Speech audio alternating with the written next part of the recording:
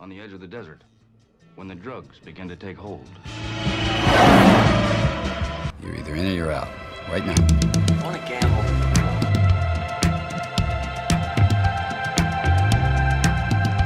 I never want to hear those words out of your mouth again. Gambling is not your problem. Has anybody ever told you before of your bad luck? Most gamblers, when they go to gamble, they go to win. Those were my mother's dying words. When we go to gamble, we go to lose. Show me the money. Let's get out of here, man. Happy Sunday afternoon, everyone. We are 1 week away from the Super Bowl. Momentum and hype are starting to build. And today, we're not going to talk about the game. We're going to talk about props. All the fun props that come along with the Super Bowl, stuff that you don't bet on in every other game of the year, but they're just so much fun. Marcus, what do you think about props? Do you lay some coin down on props like these? Of course. You have to. It doesn't have to be a ton. Super Bowl squares are going to be some of the most common bets for everyone because even if you don't have any thought on the game, you can still win some good money just on a random score. Yeah. Derek, you've been the bet king this year, right? Like you've won. It doesn't matter what we do, you win. Do you get into this? Is this legitimate when me and Marcus actually beat you in something? I mean, I think there's, props are definitely set up for the degenerate. So I think it's, fitting that we have it on here. But I will say in terms of the Super Bowl, I think it adds a lot to the game, makes it a little more fun. There's obviously a fucking shit ton of them. Like there's hundreds of different, to what people are going to wear down to little minute details. So that's exciting. And we're going to get all into them today. Next week, we'll do this show again where we get much more into the game and get into the actual stats. But today is just for fun. Today is so you can talk something to talk about the water cooler all week and why you got the inside tip on a lot of these fun props. So, all right, let's get started with probably the most popular prop bet. We got the national anthem. Marcus, what's the play on this one? It has to be over. I mean, a minute and a half. More often than not, some of the unders have been hitting for the national anthem, but you have to go big. 90 seconds is just too short. I was even fast singing it in my head a few times, and it's still easy to hit that 95-second mark. So I think that's an easy over. Yeah. What about you, Derek?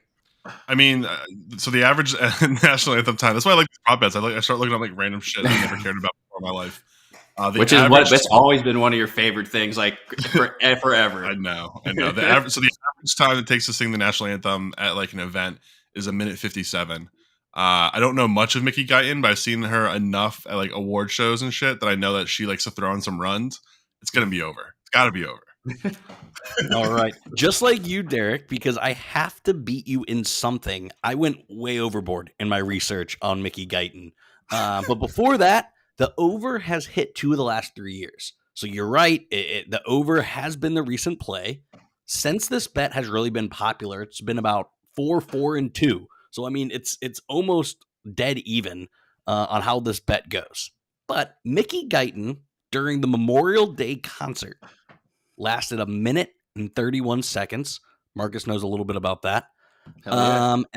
And then during the country radio seminar, she went 1 minute and 33. So this is going to be really, really close. We're all on the over because we think she'll probably throw some theatrics.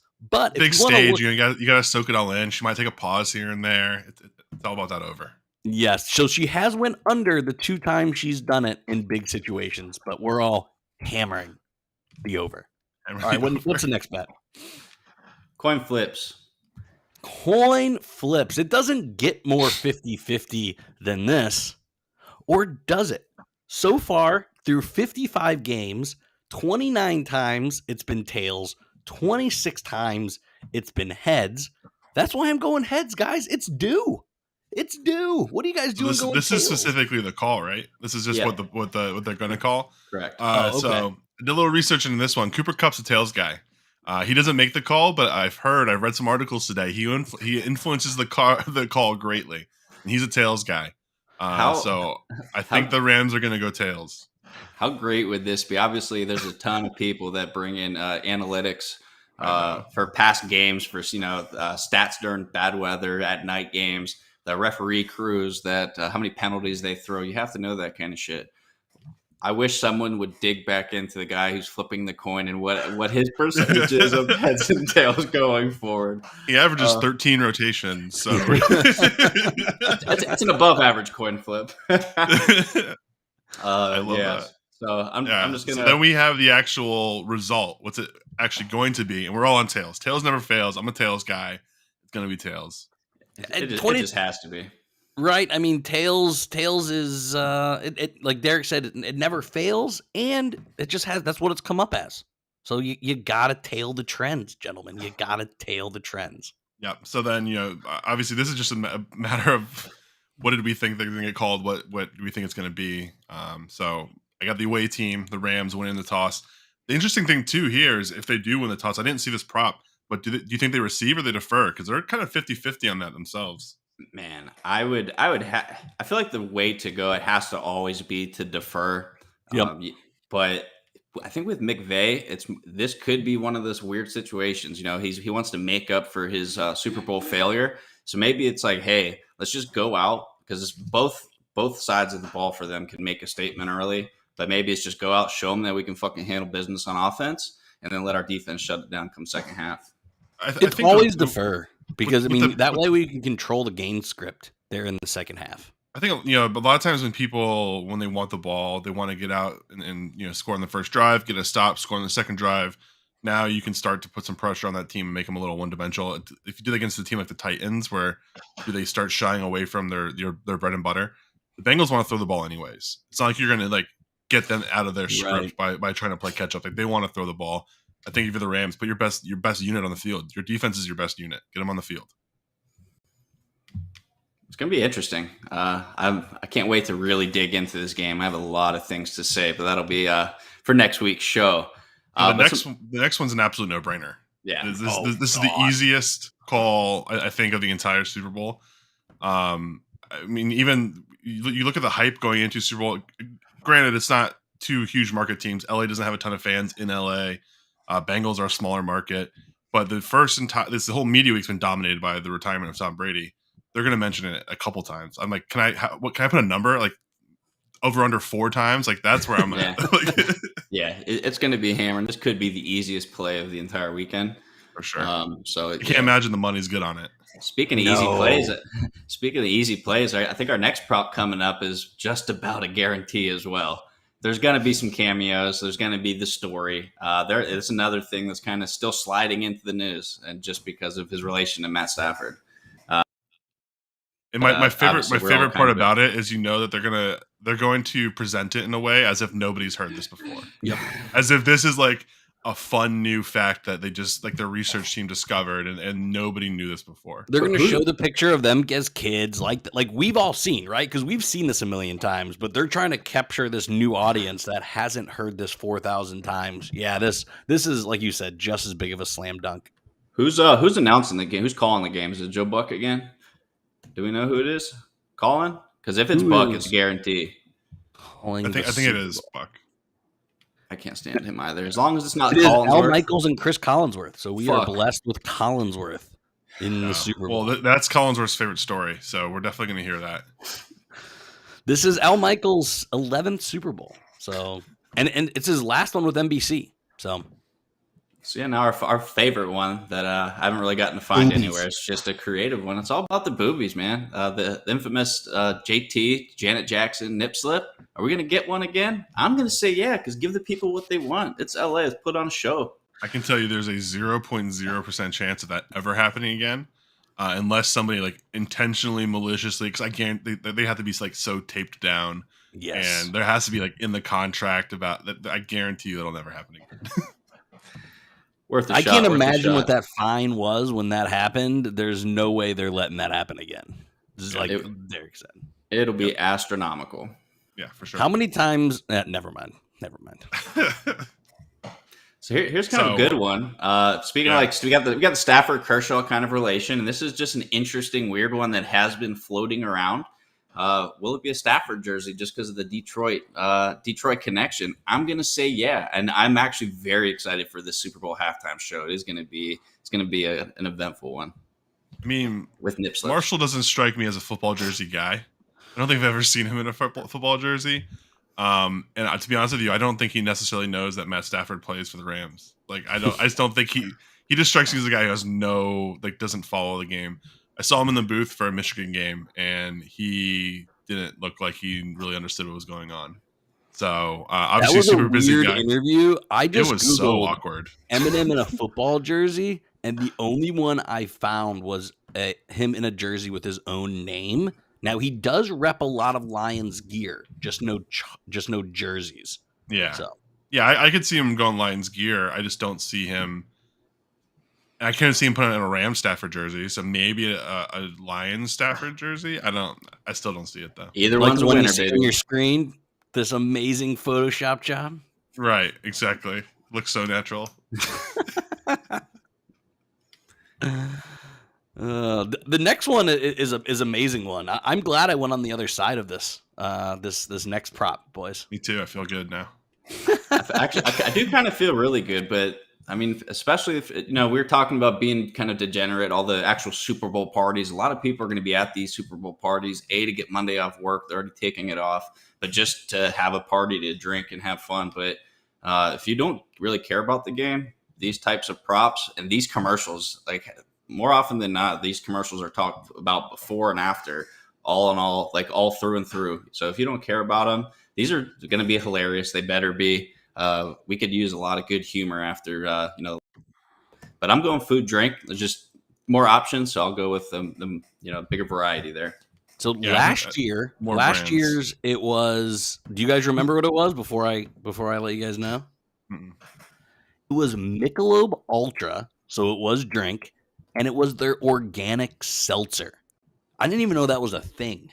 No, and they It spent all that shouldn't be money a on thing. a They Monday Night spent Football all ad. that money on the like first $5 million on a and football nobody ad. remembers it. No, Yeah. like we're all degenerates here. We all drink, and we don't even know that's a thing. Big yikes on theirs. I'm going with Car, just because it was food or drink first last year. They're gonna mix it up. Now, also remember, a lot of these commercials, they're already kind of paid for before the Super Bowl has taken place. So those slots are covered. So some of these companies, they're just using it as a big ass tax write off anyway. So Sure. find out something to, I guess, get a little money back, because you have to spend it either way. It's $6 million this year. It's a 9.1% increase over last year. So these are only getting more and more expensive. All right, here's a fun one. And we kind of Derek, Marcus, you guys both went with yellow. Is that trying to get kind of a mutual color between the two? What's the reason you guys went with yellow? I mean, I'm just assuming that the Rams rock yellow Gatorade. I don't know if that's a thing. I just figured, if Gatorade's available in a team color, you go with it. Maybe they're Glacial Freeze blue people. Who knows? But I went yellow just because of that. I don't even know what color Gatorade they rock. So here we go. We got orange at plus 250, blue at plus 350. That was last year's. Clear plus 450. Your guys is yellow at plus 600. We got red at 700 and purple at 1,000. So you guys rolling with your plus 600? You guys confident in that? Yeah, for sure. Yeah, I I didn't think even- again team color. But while we're on the topic, I mean, what's the best Gatorade? What color should it be? Oh, blue. It's a light blue, right? Blue is the best. Light blue followed by grape. Period. Yeah. Gatorade, I can pretty much drink them all. Doesn't really matter to me. I've got no, preference on them. Usually because it's kind of like popsicles as a kid. Everyone always wanted the blue or the green, so you always just kind of got stuck. But you always got extra, so I think that's just kind of where I developed. It doesn't matter to me. I've always had this it randomly comes up. It's not something obviously I go around talking about sports drinks a lot, but Gatorade, there's like 4, 5, 6 colors that are good that people like a lot. Powerade, there is one flavor. There is one color. It's the fucking blue, and I don't even they should stop making every other fucking variation because it's blue. Period. Derek, Now- are you a Powerade or Gatorade guy? I will take blue Powerade over any Gatorade. Wow, no. And then light blue Gatorade, and then down the line. But I think blue Powerade is better than any Gatorade. Now, I will give you guys this little tidbit. When Bill Belichick beat the Rams in the Super Bowl, he was showered in a blue Gatorade. So there could be a nice little dark horse there for you as a tribute back to that Super Bowl loss. All right, what we got next? So Disney being mentioned, obviously, typically by the Super Bowl MVP or the quarterback of the Super Bowl team. I think that's like a paid spot at this point. Like I think they contractually like have to say it. So for me, it's an easy yes. I think it's like legitimately like a sponsored spot. Yeah, especially with it being in LA, right? Like Disney is there, right? So I wouldn't. You're right. I wouldn't shock me if it is a sponsor of the Super Bowl, especially because it's local. This isn't as much of a slam dunk as the Kershaw Brady thing, but this is pretty up there. It's kind of one of the things you always look forward to, but. What if fuck Disney World? I'm going to the titty bar. Does that still count? It's still mentioned, right? That'll only happen when you win the Super Bowl MVP, Marcus. Oh, it definitely will happen. I guess I'll have to try and get back in shape here. I think the only other prop I forgot to get up was about Marvel, but I think that's just another given slam dunk. Marvel's got to be. I don't even know what movie would be coming out. I think Multiverse of Madness is the next big one on the slate. And they got Thor's coming out, and they're also have a couple. Thor: Love and Thunder, I think, is late. I don't know if that one's quite ready for a trailer yet, but I think Multiverse of Madness is like ready for a trailer. That's already come out, but Thor hasn't even. No one's seen anything yet. So usually, they like to premiere things on the big stages, and obviously they have a big slate. They have like 3 or 4 movies coming out this year, or it's a combo of like their shows and everything. So they've always got something working for sure. So I know the next couple of year we got our MVP picks. So we'll just kind of go one at a time here. Why is Aaron Donald winning the MVP? Man, the Cincinnati's line is so bad, and he is just such a menace. He might be the best football player now that Tom Brady is no longer in the league. He may be, regardless of position, the best player. This is his first Super Bowl. His second Super Bowl. So he gets his second crack at it. I think he's going to want this really, really bad. And the value plus 1,600. I mean, that is an amazing value at the best player on the field. Yeah. What's funny about Donald? Obviously we can't praise him enough, but even looking back at that Niners game to get there, even though he didn't really hit the stat sheet, he harassed Jimmy G all the way down to the final play. That guy's just a monster. See, I like that you make that point because that's the reason why I am going with Cooper Kupp. Because I think Aaron Donald still is super effective even when he doesn't get on the stat sheet. MVP voters aren't voting for stuff that's not on a stat sheet. Like they're going to be comparing stat sheets. I think the line or the Bengals line is so bad that I think everyone's gonna get involved. Von Miller's come on really hot as of late. I think they kind of eat equally there, spread out the love. I don't think it's gonna be one guy, with all the sacks or tackles for loss. So for me, I think the offense really runs through Cooper Kupp. I think he's gonna have a monster day. I like this one. Did you see I saw the stat on Good Morning Football that the Bengals are like 29th in the league in balls thrown more than 25 yards, and Kupp just lives in those either out routes or you saw the seam route in the Buccaneers game. It's very possible Kupp could break one or two of those big ones, especially as Cincinnati's prone to giving those plays up. Like Tannehill carved, and they're not great against the slot either. No. So I definitely like Cooper Kupp.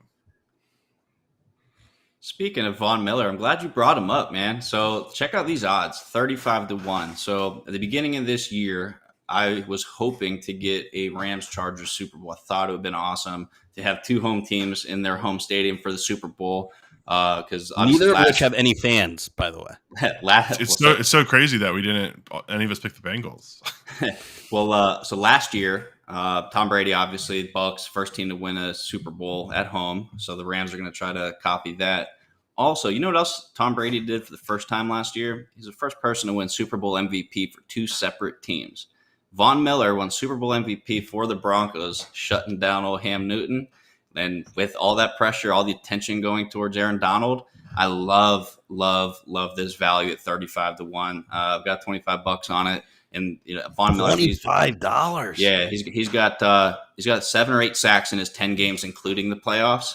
This guy's going to come ready, man. He's really turned it on since joining them. I really like it, and I love the value for someone who can go get 2 sacks, force fumble, maybe cause some mayhem. It's great odds for me. I mean, your significant other is going to love that Valentine's present if that bet hits. I mean, that is an awesome. You definitely can't argue with the value at that for sure. And then, last but not least, final score: clean sweep across the board. All of us taking the Rams with different scores. Kiss of death for the Rams. Yeah, that's maybe it's a big Bengals day now. But for me, I just think that the defense is just too good. We saw the problems. Joe Burrow is not going to be able to get sacked 9 times and win again. The Rams are going to score at a better pace, and I mean, 9 sacks might be low. Like with what the Bengals have done, like the Rams could get after them for sure. Yeah, see, for me, it's not just about the sacks. We watched obviously that amazing comeback against the Chiefs, but they're not going to be able to rush 3 and sit 8 against the Rams. It's going to be a completely different type of game. Rams are just too good, too talented. And truthfully, I was going to give a 31-13 kind of game there, but I'm going to let Joey B get a late game touchdown to keep it within 2 scores. But Rams cover. Yeah. So Marcus, I pulled a Symphony. As soon as I saw your score, I knew exactly what you're doing. I didn't even know the over-under was 48.5 when I made this prediction. I just looked it up on DraftKings. But yeah, no, I'm pulling 5 field goals from McPherson. They've had a little bit of trouble getting into the end zone against some of the better defensive teams, and I think that's probably going to be the storyline is the Bengals' inability to get into the end zone. Like I said, next week we'll talk a lot more about this, but I do think I think that's going to be the storyline, and I think we get a weird game, a weird score. My 28-24. That's 8 field goals. What are you talking about? 24 the hard way. Yeah, they're not gonna be able to stop them, but they're gonna kick a field goal on every drive. Last thing I wanted to talk about before we wrap this up, do you think McVay pulls out any trick play? Do you think we see a non-quarterback touchdown throw? No. I think if it does happen, it will come from the Bengals side, but I don't know if they have the right skill. I mean, anyone has the skill set to kind of pull it off. But usually when you're doing those type of trick plays, you're really trying to create something. I don't see the Rams needing to have to create some of that energy. But it's always fun to watch. We get to see the highlights. Obviously, Nick Foles catching that Philly pass special. It's going to be engraved forever. But Odell's thrown 2 touchdowns, guys. He's done it before. I know OBJ can throw, and I think is it Uzama used to be at the quarterback, or he's done. Oh, is he? So Yeah, he had an MCL injury. I was trying to think of the Bengals roster and who could throw the ball. Again, they do a lot of reverses. With Jamar Chase, I don't know how his arm is, but they're constantly putting him in motion and handing him the ball in the backfield. He's going to be in motion a lot because they don't want. Even though Jalen Ramsey has been struggling a little bit lately, he will be ready to show up for the Super Bowl, and you don't want to have Jamar Chase stuck on him one-on-one all day because it'll be a long day. That is my last point of this whole thing. I wanted to put Jalen Ramsey as my Super Bowl MVP so bad because it's plus 10,000, and again, he could easily shut down. If a pick 6 and it's a 1-score game, that could be all the difference in deciding it. So, or maybe kind of a close out the game interception. Who knows? But at 10,000 to 1. Guys, we all love value. That's crazy. That's crazy town. Absolutely. But all right. Anything else you guys got? Or should we wrap this prop version of Betting and Beers up? Yeah, my final thought, I'll repeat next week, but I'm very much looking forward to asking Steve a very solid question that Derek and I have asked each other a few times. We will find that out next week at this time. Everyone have a wonderful Super Bowl week, and until next time, go win some bets.